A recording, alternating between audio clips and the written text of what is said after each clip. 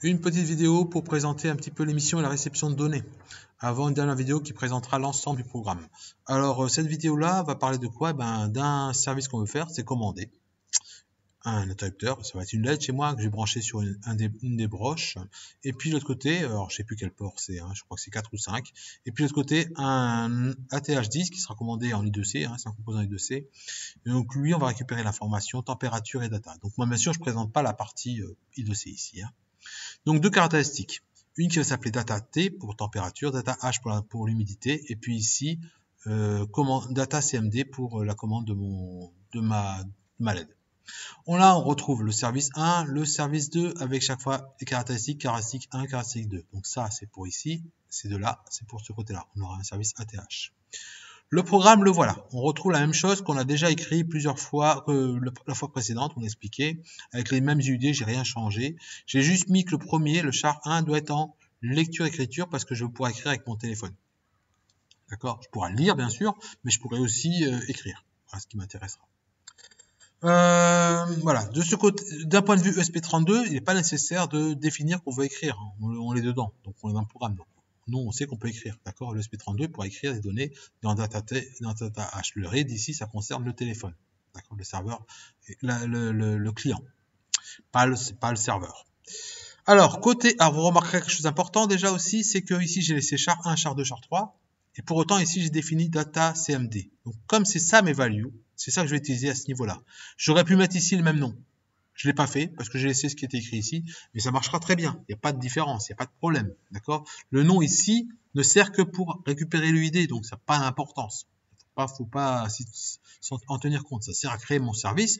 Et maintenant, mon service, pour accéder, c'est bien mes datas que j'ai ici. Ça s'appelle les valeurs and. Voilà, d'accord? C'est comme vous mettez en français. Après, c'est les values aussi, non, en anglais, bien sûr. Alors là, on pourra faire du read, on pourra faire du write. D'accord? Le voilà, write. Et chaque fois quand on fait un write, on lui donne le valeur and. Le valeur and, c'est data CMD ou data T, data H. C'est ça, le valeur CMD. D'accord? Valeur and. D'accord? Avec ici, sa donnée, quand on écrit, on va lui donner valeur and, par exemple data T, avec la valeur. 25 degrés. Voilà, par exemple. Ici, on lit. Donc, on récupérera une valeur.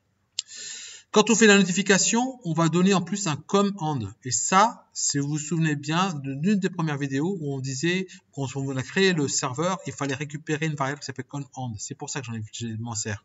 Sinon, ça sert à rien. Et nous, quand on fera une liaison avec App Inventor, on s'en servira pas de notification. Donc, on n'a pas besoin du command. Sinon, vous avez besoin de ça. Et c'est une variable qui est un chiffre, c'est un chiffre, qu'on va récupérer quand on va se connecter. Donc, on ne peut pas savoir à l'avance. Donc, pour l'éviter, il faut le chercher à la connexion. Je vous montrerai dans le programme principal ces données.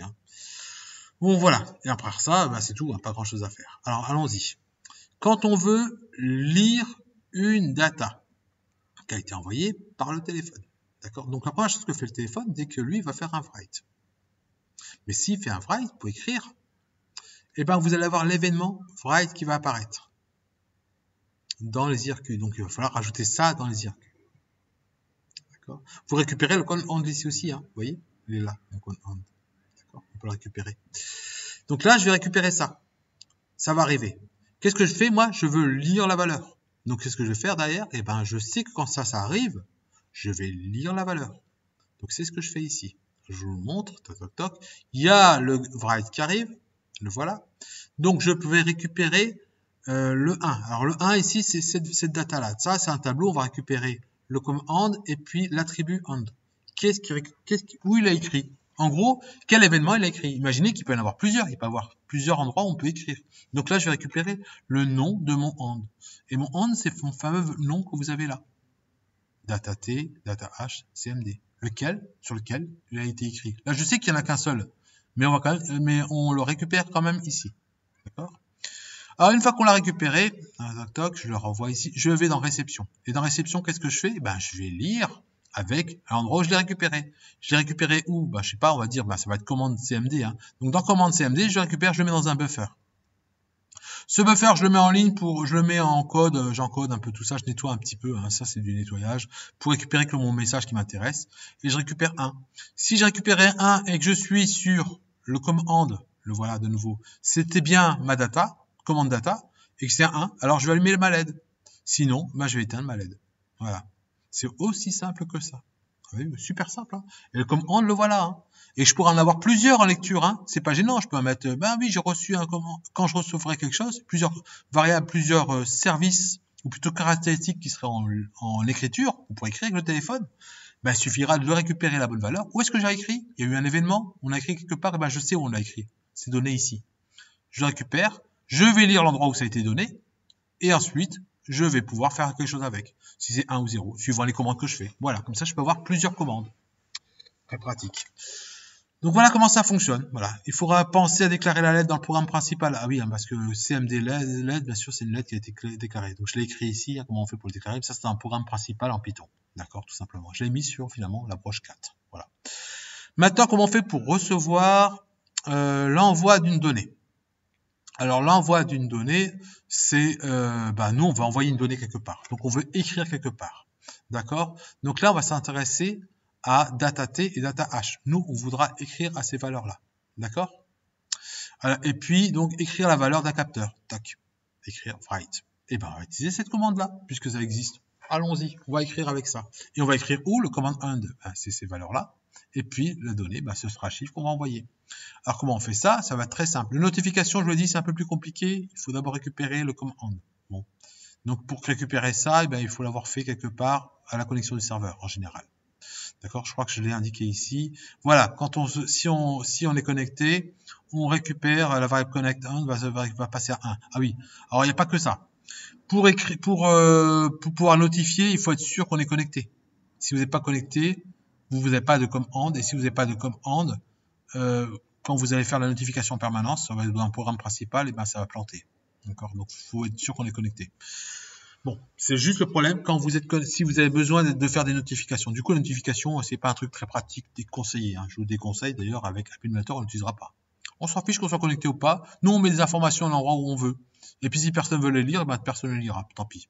Donc, moi, j'évite ce côté notification. Mais bon, après, c'est à vous de voir. Bon, allons-y. Comment on fait maintenant pour... j'ai une variable, là, j'ai simulé que j'avais lu température de 25 degrés, une humidité de 35%. Donc, qu'est-ce que je fais? Je vais lire ma valeur. Tiens, je l'ai lu là. Et je fais un envoi lecture T. Alors, lecture T, qu'est-ce qui se passe? Je vous le montre, il est là. Delf envoie lecture T. Je récupère ma valeur. Je la mets dans un buffer. Il faut passer par un buffer. Je sais, ça paraît bizarre, mais c'est comme ça que c'est écrit, c'est comme ça que c'est documenté. Il faut passer par un buffer, même d'une seule valeur, avec un seul octet. Je sais, c'est bizarre. Moi aussi, j'ai pas voulu faire ça, mais bon, moi, je suis obligé. Donc, j'ai créé un buffer de 0. Avec à l'emplacement 0, j'ai mis ma valeur. Et après, j'ai fait un write, voilà. Et ma data, et mon buffer. Voilà, tout simplement. Et ma data T, voilà. Quand je fais la même chose pour un envoi H, pour une deuxième commande, je fais la valeur avec la data H, voilà. J'aurais peut-être pu passer deux paramètres en faisant une fonction qui fait que envoi, en mettant la valeur et en même temps la self data qu'on va utiliser, d'accord, la donnée qu'on va utiliser, le registre dans lequel on veut pointer. Je ne l'ai pas fait, moi je l'ai fait chaque fois différemment, mais bon, c'est une question de choix. Voilà, j'ai fini ce petit cours sur la partie programme complet. Voilà, je m'arrête là-dessus. La prochaine vidéo sera juste une vidéo qui présente le programme complet.